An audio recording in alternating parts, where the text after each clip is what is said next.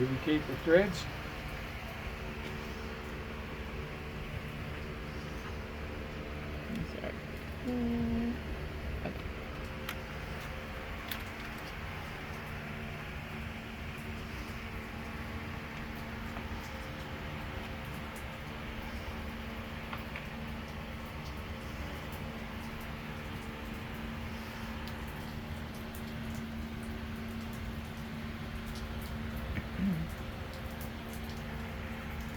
Okay. Right now, these got a counterbore here. This is where this goes. They're identical spokes. All 20 are identical on this side. So this is how this one goes. This is going to go in here like this. Maybe not. Okay, I don't know about that.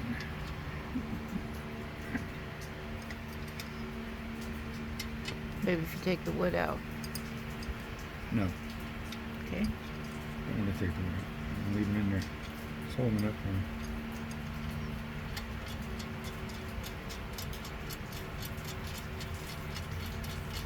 It's making it stay stable. Otherwise it's going to move around. I don't want that. Mm-hmm.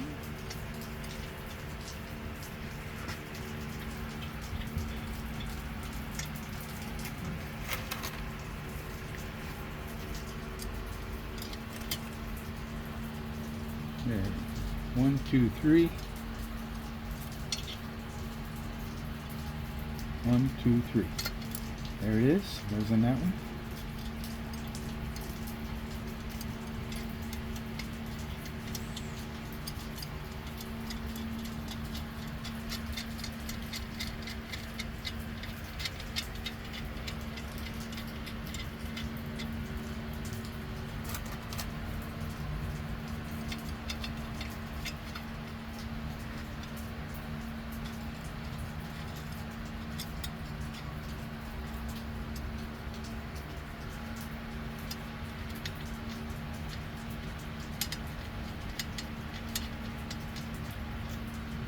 Pretty cool.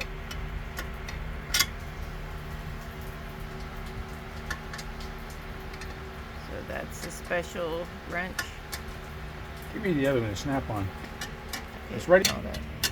Keep going. This particular one is the nipple is a 1/4 inch. So I'm using a 1/4 inch snap-on.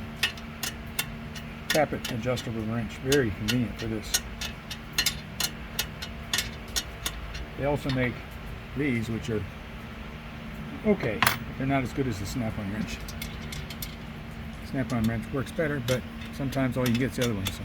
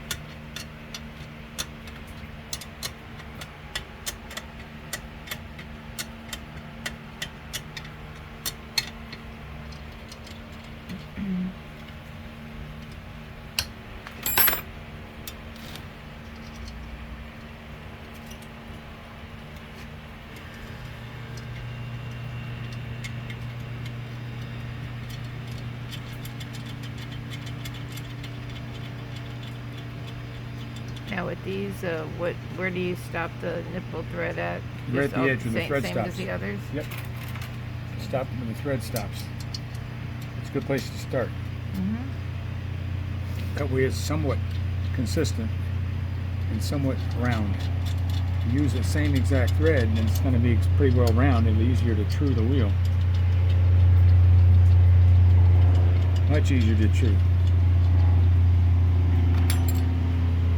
Okay, looks like I got that 10 in. Now I do one final 10. And we're ready to put it in the wheel turning stand. Nope, not yet. No. So we will be ready to when Oh. it comes back.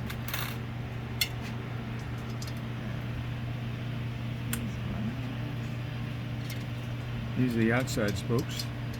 and they go into the holes that have got a chamfer on the inside, not the outside.